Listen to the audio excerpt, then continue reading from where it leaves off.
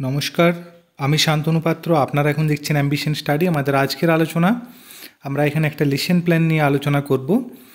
শিখন নকশা হেডিং দিতে পারেন। লেফট সাইডে আমরা লিখব বিদ্যালয়ের নাম, শ্রেণী ষষ্ঠ শ্রেণী থেকে নিয়েছি আমরা, সময় 40 মিনিট, তারিখ নিজের মতো করে লিখবেন, শিক্ষকের নাম নিজের নাম লিখবেন। বিষয় হচ্ছে গণিত, একক নিয়েছি আমরা 100 পর্যন্ত রোমান সম্পর্ক, উপ একক হচ্ছে 100 পর্যন্ত রোমান সংখ্যা। আজকের পাঠ হচ্ছে স্টার চিহ্নিত অংশ।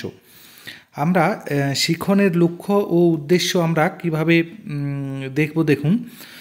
বর্তমানে পাঠের পর শিক্ষার্থীরা স্মরণ করার দুটো পয়েন্ট আছে। রোমান সংখ্যা কোনগুলি তা বলতে পারবে, এটা তথ্যগত।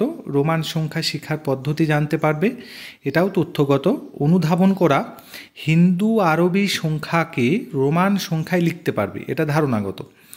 আর রোমান নাম্বার যেগুলো আছে দেখুন, I, V, X, L, C, D, M কে হিন্দু আরবি সংখ্যায় লিখতে পারবে, এটাও ধারণাগত। প্রয়োগ করা হচ্ছে রোমান সংখ্যায় লেখা দেওয়াল ঘড়ির সময় বলতে পারবে, এটা ধারণাগত। আর রোমান সংখ্যা সংক্রান্ত সমস্যার সমাধান করতে পারবে, এটা পদ্ধতিগত। বিশ্লেষণ করা, এটা হচ্ছে এক্স আই ভি, এটা মানে হচ্ছে 14, এটি বিশ্লেষণ করে বলতে পারবে, এটা তাহলে ধারণাগতই পড়ছে। আর রোমান সংখ্যা কোথায় ব্যবহার করা হয় সেটা বলতে পারবে, এটা তথ্যগত। মূল্যায়ন করা, রোমান সংখ্যায় ভিএলডি ব্যবহার করা হয় না, তা বিশ্লেষণ করতে পারবে, এটা ধারণাগত। আর 16 = 10 + 6, তাহলে এক্স ভি আই এইরকমভাবে এটা লিখতে পারবে, এটা তথ্যগত। সৃজন করা, যে কোনো সংখ্যাকে রোমান সংখ্যায় প্রকাশ করতে পারবে, এটা হচ্ছে অধিজ্ঞান। আর রোমান সংখ্যার যোগ গুণ করতে পারবে, এটাও অধিজ্ঞান।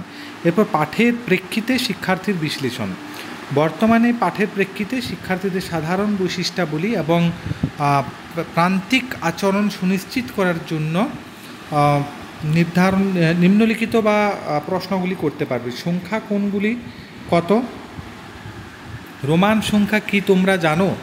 জিজ্ঞাসা চিহ্ন। হিন্দু আরবিক সংখ্যাকে কি রোমান সংখ্যায় লেখা যাবে? 1 থেকে 10 অধিক রোমান সংখ্যা কি হবে? শিখন সহায়ক উপকরণ, পাঠ্যপুস্তক আছে। আর পাঠ সহায়ক উপকরণ কী কী আছে, যেমন আছে আপনারা দেখে লিখুন। শিখন কৌশল, এটা আমি একটু এবারে ঘুরিয়ে দিচ্ছি তাহলে দেখতে সুবিধা হবে। শিখন কৌশলের মধ্যে আছে, দেখুন, বাঁ দিকে আছে শিখন ক্ষেত্র আর ডান দিকে আছে কৌশল।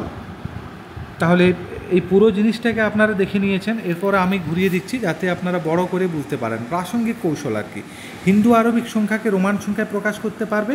আর প্রাসঙ্গিক কৌশল কেমনভাবে, এটা একটা কালো আর্ট পেপার চিটিয়ে সুন্দরভাবে করা হয়েছে, আপনারা করতে পারেন। মূল্যায়নের নকশা, মূল্যায়ন যে করছি আমরা, নিচের প্রতিটি সংখ্যা রোমান সংখ্যায় লেখো।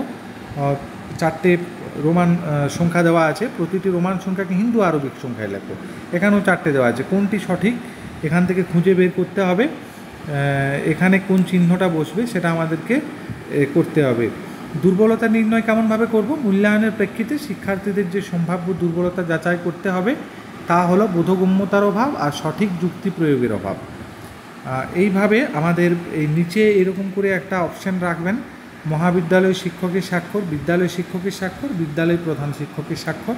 নির্দিষ্ট জায়গায় সিল স্ট্যাম্প দিয়ে এই স্বাক্ষরগুলো হবে। ধন্যবাদ ভিডিও দেখার জন্য। ভালো লেগে থাকলে লাইক শেয়ার কমেন্ট করুন। নতুন কেউ থেকে থাকলে চ্যানেল সাবস্ক্রাইব করুন। আর এরকম ভিডিও পেতে চ্যানেলটির সাথে যুক্ত থাকুন।